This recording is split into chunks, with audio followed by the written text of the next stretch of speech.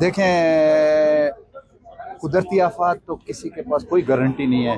अल्लाह ताला से आप दुआ करें कि इस साल तो बहुत कैस साली है। पूरे सूबे में ना बारिशें नहीं हो रही हैं, हमारे मकान में डैम खुश्क हो गए, हमारे इलाके पीने के पानी को तरस रहे हैं। हकीकत है, पानी इतने नीचे चले गए हैं। तो अगर अल्लाह रहम करे, अल्लाह रहम करे। ये इतनी बड़ी सानियात है 31 मई का।